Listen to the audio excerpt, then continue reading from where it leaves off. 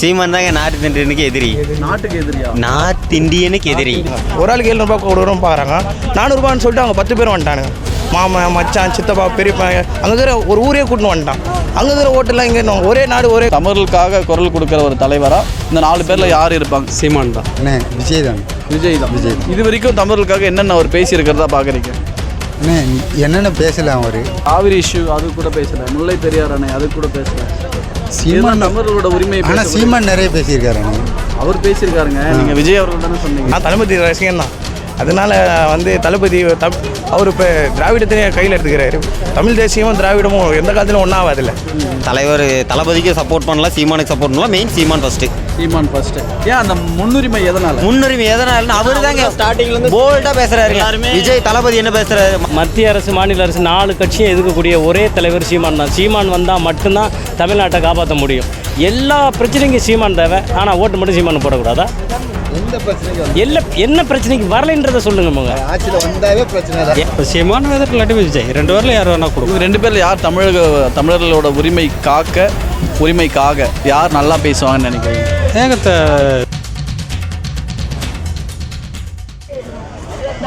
ஆனால் இப்போ வரைக்கும் பார்த்தீங்கன்னா ஒரு 1.5 கோடி வட இந்தியர்கள் தமிழகத்தில் வாழறதாகவும் வேலை பார்க்குறதாகவும் சொல்கிறாங்க. அதில் முதற்கட்டமாக ஒரு 7 லட்சம் பேருக்கு ஓட்டுரிமை கொடுக்க போகிறோம் அப்படின்னு தேர்தல் ஆணையம் சொல்லியிருக்கு. மிகப்பெரிய ஒரு பேசு பொருளாக போயிட்டுருக்கு தமிழக அரசியல் களத்தில். இப்போது அதுக்கப்புறம் பார்த்தீங்கன்னா மீதி இருக்கிறவங்களுக்கும் ஓட்டுரிமை கிடைக்கும் அப்படின்றதையும் பார்க்கப்படுது. இப்போ இதனை தொடர்ந்து நம்ம என்ன கேட்குறோம் அப்படின்னு பார்த்தீங்கன்னா, வருகின்ற 2026 தேர்தலும் இப்போ நெருங்கிடுச்சு. இதில் ஒரு 4 பேர் நிற்கிறாங்க. ஸ்டாலின் அவர்கள், எடப்பாடி அவர்கள், சீமான் அவர்கள், விஜய் அவர்கள். இந்த 4 பேரில் யார் முதல்வராக வந்தாங்க அப்படின்னா இப்படிப்பட்ட சட்டத்திட்டங்களை தடுத்து நிறுத்துவாங்க, எதிர்த்து பேசுவாங்க. அப்புறம் தமிழர்களோட உரிமையை காக்க இதெல்லாம் பேசுவாங்க. சிம்பிளாக சொல்லணும்னா தமிழர்களுக்காக யார் பேசுவாங்க, எந்த தலைவர் பேசுவாங்க அப்படின்னு நினைக்கிறீங்க? சீமான் தான். சீமான். என்ன காரணம்? என்ன காரணம்னா அவர் தமிழ் தேசியத்தை தானே வைக்கிறாரு. அவர் முதல் இதுவே தமிழ் தேசியம் தானே. அவர் என்ன சொல்கிறாரு? என் மண்ணை நான் தான் ஆளணும், தமிழ்நாட்டை தமிழன் தான் ஆளணும். அவர் அதை தானே சொல்கிறாரு. இப்போ எதிர்க்கிறது யார் எதிர்க்கிறா? இப்போ வந்தது கூட சீமான் தான் குரல் கொடுத்துக்கிறாரு. எதுக்கு? இந்த வட இந்திய ஓட்டு இது அதை பற்றி யார் குரல் கொடுத்துக்கிறா? அவர் தான் சொல்லியிருக்காரு. இப்போ 7 லட்சம் பேர் வருவான், அப்போ 1.5 கோடி இருக்கும். இப்போ இன்னொருத்தன் நிற்பான், அவங்க ஆள் மெஜாரிட்டி நம்ம ஒன்றும் இல்லாமல் ஆகிடுவோமே. ஆல்ரெடி செய்கிற வேலையிலும் அப்படி தான் இருக்கும். 700 ரூபா சம்பளம் வாங்கின இடத்துல 400 ரூபாய்க்கு வாங்கி அவன் வந்துட்டான், 10 பேர் வந்துட்டான். நான் ஒரு ஆள் வந்தேன், 700 ரூபா பார்த்தான்.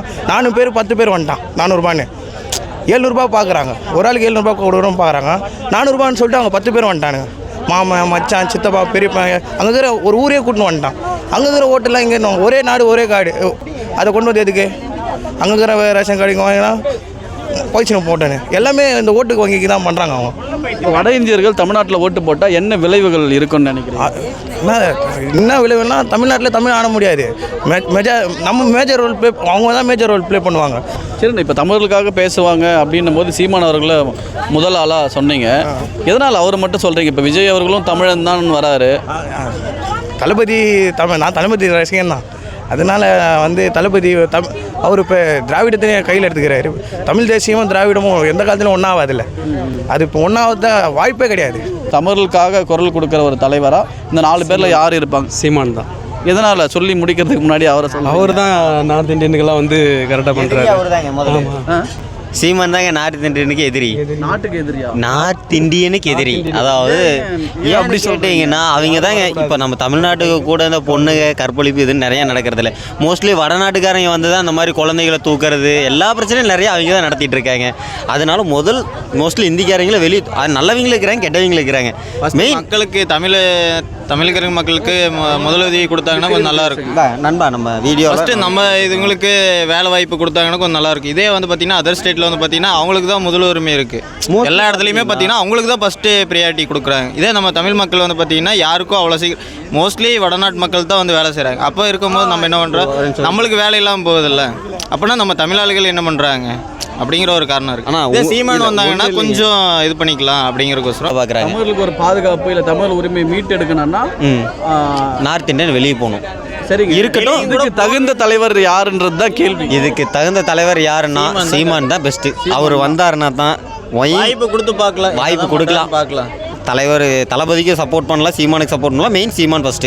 சீமான் ஃபர்ஸ்ட். ஏன் அந்த முன்னுரிமை எதனால? அவர் தாங்க ஸ்டார்டிங்ல இருந்து போல்டா பேசுறாரு. விஜய் தளபதி என்ன பேசுறாரு? மக்களுக்காக நான், மக்களுக்கு எனக்கு அப்படின்னு பேசுறாரு. சீமான் எவன் உன்னை எதிர்க்கிறானோ அவனை மட்டும் பேசு, எதுக்காக தட்டி விட்டுட்டு போயிட்டே இருந்தா சொல்கிறாங்க. என்ன சொல்கிறேன்னாங்க, எதுக்கிறவனை பேசலாம், நான் மக்களுக்காக நான் அப்படின்னு பேச வரும்ல. மக்களுக்கு என்ன பண்ணுறீங்க அதையே ஃபஸ்ட்டு பேசுங்க அப்படின்னு சொல்ல வர, அவ்வளோதான். தளபதி விஜய் என்ன காரணம், எதனால் அவர் தமிழுக்காக பேசுவார்னு நினைக்கிறீங்க? இது வரைக்கும் என்னென்னத்துக்கு பேசியிருக்காருன்னு நினைக்கிறீங்க? இது வரைக்கும் வந்து திமுக அதிமுகவும் ஆட்சி பார்த்துட்டோம். இப்போ வந்து புதுசாக இது வந்து நடந்து பார்க்கல. புதுசாக வந்து இப்போ பார்க்கறதுக்கு வந்து ட்ரை பண்ணி தமிழர்களுக்காக யார் பேசுவாங்க அப்படின்னு கேட்குறேன். பேசலாம், புதுசாக பேசலாம், தளபதி பேசலாம், பேசி இருக்கிறாங்க அப்படின்னு கேட்குறேன். இதுக்கப்புறம் பேசுவாங்கன்னு கேட்குறேன். இதோ பேசுவாங்க, அதை தளபதி பேசுவார். இல்லை, எதுவும் பேசலையே இது வரைக்கும். இதுக்கப்புறம் தான் ஆட்சி ஒன்றும் வரல, ஆட்சி வந்தது அப்புறம் தான் பேசுவாங்க. ஆட்சி அதிகாரத்துக்கு வந்ததுக்கப்புறம் பேசுறது ஒன்றுன்னு வரதுக்கு முன்னாடி பேசுவாங்கள்ல. இப்போ ஏதாச்சும் ஒரு பிரச்சனை, இப்போ உங்களே ஒரு வட இந்தியன் அடிச்சிட்டாங்கன்னு வச்சுக்கோங்களேன், வட இந்தியர் அதை வந்து தடுத்து இப்போ ஏன் தமிழை எதுக்கு அடிச்சிங்க அப்படின்னு ஒரு குரல் அரசியல் தலைவர்கிட்டேருந்து வரும்ல. அந்த மாதிரி எந்த ஒரு சம்பவத்துக்கும், உதாரணத்துக்கு இப்போ இந்த 7 லட்சம் பேர் வட இந்தியர்கள் ஓட்டு போடலாம் அப்படின்னு தேர்தல் ஆணையம் சொல்லும் போது கூட இவர் சைட்லேருந்து எந்த ஒரு எதிர்ப்போ இல்லை ஒரு கண்டன அறிக்கையை கூட வரலையே. அது இது வரைக்கும் வரல தான். ஆனால் இதுக்கப்புறம் வந்து ஆட்சிக்கு வந்தால் என்ன செய்யலாம். அவர் வரதுக்கு முன்னாடியே பேச மாட்டார்ல தமிழுக்காக. இப்போ வந்தவங்க என்ன பேசுனாங்க? இல்லை, வந்தவங்க பேசலை. ஆனால் இருக்கிற சக அரசியல் கட்சி தலைவர்கள் எதிர்த்து பேசுகிறாங்க. உதாரணத்துக்கு ஒரு சீமானவர்கள்லாம் தொடர்ச்சியாக பேசி, சீமானெலாம் பேசின்னு தான் இருக்காரு, எல்லாத்துக்குமே குரல் கொடுக்கும். அந்தமாரி நமக்கு விஜய் அவர்களும் பேசினா ஒரு பக்கபலமாவோ இல்லை ஒரு மாற்றம்னு வரும்போது தமிழுக்காக குரல் கொடுக்குறாங்கன்னு நம்ம நினைக்கலாம்ல. நினைக்கலாம், இதுக்கப்புறம் தான் நினைக்கலாம். இதுக்கப்புறம் நினைக்கலாம்ன்றீங்களா? சரி, நன்றி. தமிழர்களுக்காக யார் பேசுவாங்க அப்படின்னு நினைக்கிறீங்க? தமிழருக்காக சீமான் இருக்கார், சீமான் இருக்கார், உண்மையிலே அவர் பரவாயில்ல தான். இப்போ அடுத்து பார்த்தீங்கன்னா விஜய் இருக்கார். விஜய் புதுசாக வந்து ஏதோ ஒரு பண்ணணும்னு ஆசை இருக்குது. இப்போ மக்கள் மனசில் புதுசாக ஒருத்தரை கொடுத்து பார்ப்போமே. இப்போ சீமான் எதற்கு இல்லாட்டி விஜய், 2 பேரில் யார் வேணால் கொடுக்கும். 2 பேரில் யார் தமிழர்களோட உரிமைக்காக யார் நல்லா பேசுவாங்கன்னு நினைக்கிறீங்க?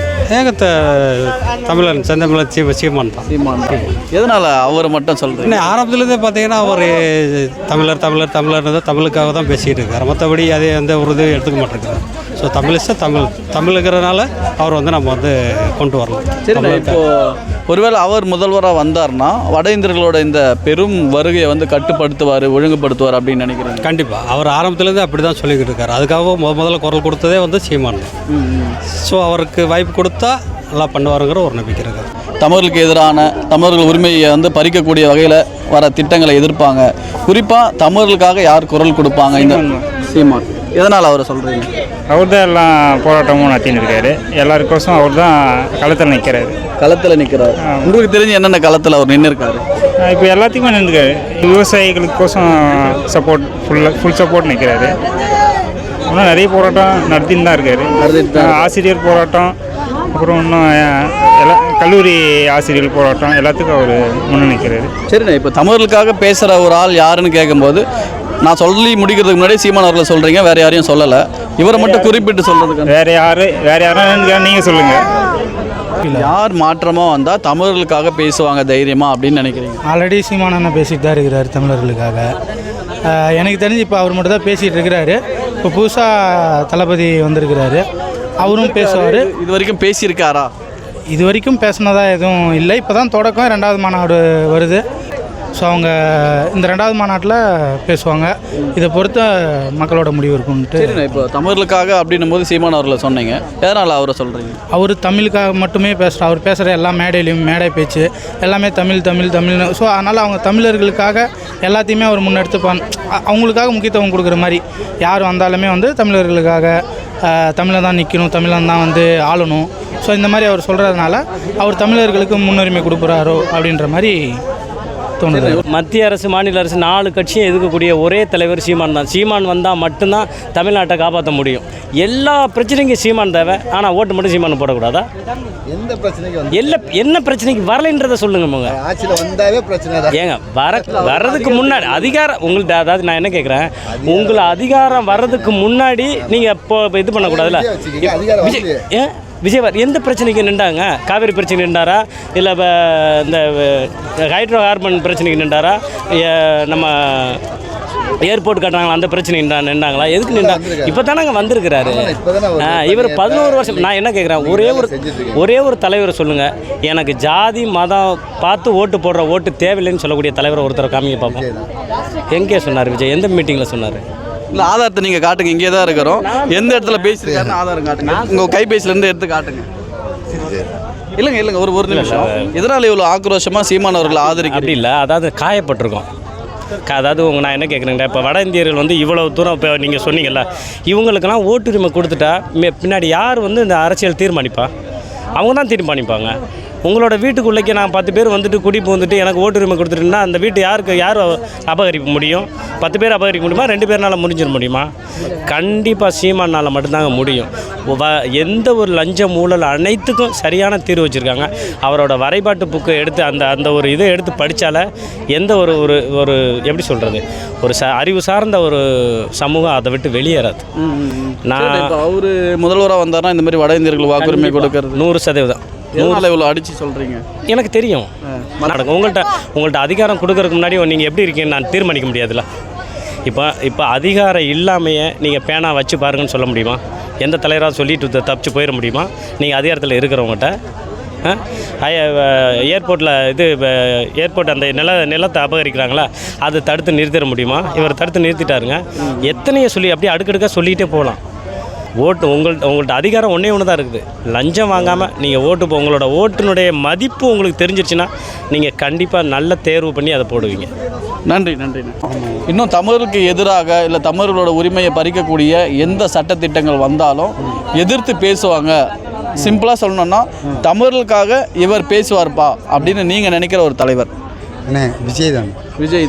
இது வரைக்கும் தமிழர்களுக்காக என்னென்ன அவர் பேசியிருக்கிறதா பார்க்குறீங்க? நீ என்னென்ன பேசலாம் அவர்? இல்லை இந்த வட இந்தியர்கள் வாக்குரிமை அதை பற்றி கூட பேசலை. பேசியிருக்காரு. இல்லை பேசியிருக்காரு. இல்லை இந்த காவிரி இஷ்யூ அது கூட பேசலை. முல்லை பெரியார் அணை அது கூட பேசலை. சீமான் தமிழர்களோட உரிமை சீமான் நிறைய பேசியிருக்காரு. அவர் பேசியிருக்காருங்க. நீங்கள் விஜய் அவர்கள் தானே சொன்னீங்க? விஜய் பேசியிருக்காரு, சீமானும் விஜய் பேசலைங்க. ஆதாரம் இருந்தால் நீங்கள் இப்பயே கூட காட்டுங்க. ஆதாரம் இல்லையே. ஆமாம், தேடி கூட பார்த்து கூட நான் சொல்லுங்கள், நான் இங்கேயே காத்திருக்கிறேன். விஜய் அவர்கள் எதுவுமே பேசலை தமிழர்களோட உரிமைக்காக. அவர் வந்தால் நல்லா இருக்கும்ண்ணே. நல்லா இருக்கும்ண்ணே, ஆனால் தமிழோட உரிமைக்காக பேசணும்ல. பேசுவார். இப்போ இல்லாட்டாலும் அவர் வந்ததுக்கு அப்புறமா பேசலாம். வரதுக்கு முன்னாடி என்ன பேசுறாரு, என்ன களத்தில் இருக்காருன்னு ஒரு கேள்வி இருக்குல்ல. அடுத்த வந்து வர்ற மாநாடு இருக்குல்ல, மதுரையில் போகிறேன், அதில் பேசுவாருண்ணே. பாருங்கண்ணே, இப்போ பேசுகிறவரெல்லாம் இங்கே இருக்கிற பிரச்சனைலாம் விட்டுடலாங்களா? இல்லைண்ணே, அப்போ பேசுவார்ண்ணே. பாருங்க, இல்லை அப்போ பேசிட்டோண்ணே. இப்போ நீங்கள் உயிருக்கு போராடிட்டு இருக்கீங்க, இப்போயே உங்களுக்கு தண்ணி கொடுத்தாதான் நான் மாநாட்டில் போய் தண்ணி அங்கேருந்து அனுப்பிவிட்றேன்னா ஒத்துப்பீங்களா? இல்லைண்ணே. சரி, என்னண்ணே வாங்கண்ணே.